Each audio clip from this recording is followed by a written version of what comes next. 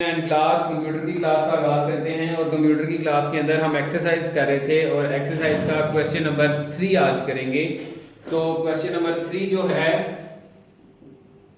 उसको मैं रीड करता हूँ, ध्यान से सुनिएगा। वो कह रहा है define an algorithm and argue on its role and importance in problem solving.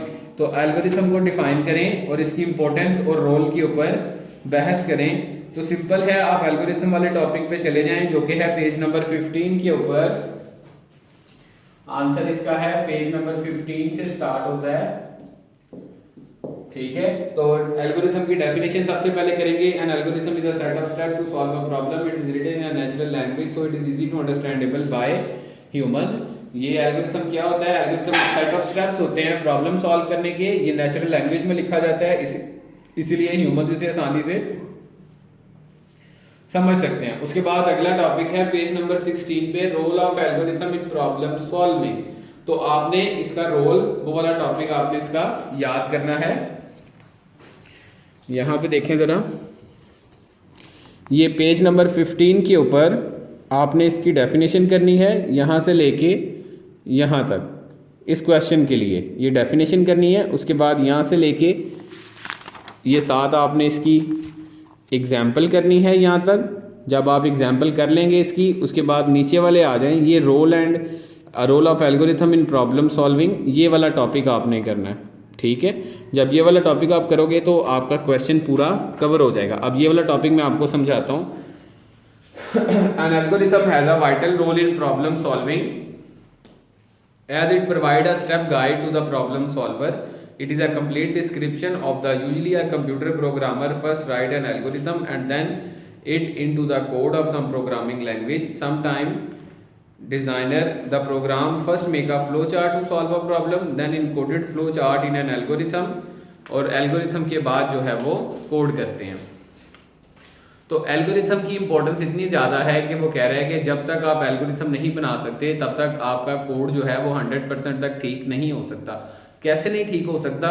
उसकी एक ज़रूरी बात उसमें ये है कि एल्गोरिथम जो है वो सेट ऑफ स्टेप्स हैं। जब तक आप पहले से ही कोई तरीकाकार या कोई चीज़ प्लान करके नहीं रख लेते तब तक उस चीज़ में एरर आने के खदशात जो हैं वो काफ़ी हद तक ज़्यादा बढ़ जाते हैं। तो एल्गोरिथम काफ़ी इंपॉर्टेंट है। वो फ्लो चार्ट के बाद वाले प्रोसेस में बनाया जाता है, फ्लो चार्ट को देखते हुए, और फिर एल्गोरिथम को देखते हुए हम अपना एक्चुअल प्रोग्राम या कोडिंग जो भी हम जिसे कहते हैं प्रॉब्लम सॉल्व करने का जो असली मेथड है वो करते हैं। क्योंकि फ्लो चार्ट के अंदर हम अपनी प्रॉब्लम को सॉल्व करते हैं, एल्गोरिथम के अंदर उस प्रॉब्लम को सॉल्व करने का तरीका लिखते हैं और फिर कोडिंग में हम उसे एक्चुअल में सॉल्व करते हैं। तो एल्गोरिथम की इंपॉर्टेंस अपनी जगह पे है क्योंकि ये हमारे काम आता है प्रॉब्लम को सॉल्व करने में, ठीक है जी।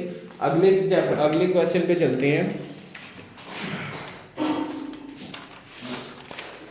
अगला क्वेश्चन है हमारे पास, suppose a problem has multiple algorithm, how would you choose the most of efficient, explain with example. तो ये क्वेश्चन नंबर 4 है।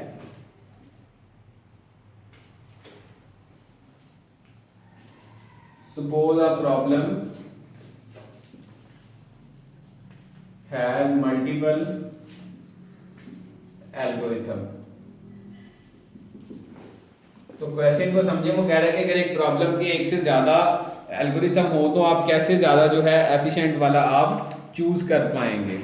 तो इसकी एग्जांपल के साथ इसको सॉल्व करें।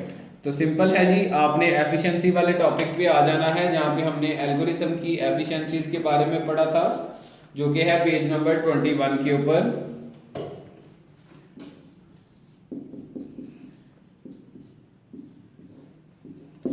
ट्वेंटी वन के ऊपर जो टॉपिक है एफिशिएंसी ऑफ एल्गोरिथम, वो यही है कि आपने एल्गोरिथम की एफिशिएंसी को कैसे मेजर करना है। तो वो यहाँ से लेके, यानी कि स्टार्ट से लेके आपने करना है यहाँ तक ये यहाँ तक करेंगे, आपका क्वेश्चन कवर हो जाएगा बीच में। और ये लिखा क्या हुआ है इसके अंदर लिखा हुआ है कि बाज़ औक़ात हमारे पास एक प्रॉब्लम को सॉल्व करने की एक से ज़्यादा एल्गोरिथम आ जाते हैं, यानी कि मैं आसान अल्फाज में कहूँ तो एक से ज़्यादा तरीकाकार आ जाते हैं। तो हम कौन सा तरीका इख्तियार करेंगे? हम सबसे एफिशिएंट तरीका इख्तियार करेंगे। एफिशिएंट तरीका कौन सा होगा? जो इस क्वेश्चन का आंसर है कि वो वाला एल्गोरिथम जिसके नंबर ऑफ स्टेप्स कम होंगे और वो वाला एल्गोरिथम जो कंप्यूटर में कम मेमोरी ऑक्युपाई करवाएगा। ये दो काम जो एक एल्गोरिथम कर रहा होगा, वो एल्गोरिथम सबसे ज़्यादा एफिशिएंट होगा या वो तरीका सबसे ज़्यादा एफिशिएंट होगा, उसे माना जाएगा। नेक्स्ट क्वेश्चन की तरफ चलते हैं। अगला है how do you determine requirements of a flow chart, यानी कि 5 वाला, हाउ डू यू डिटरमाइन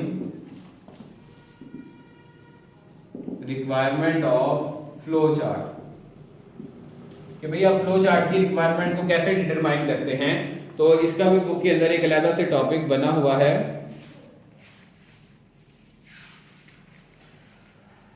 आप आ जाएं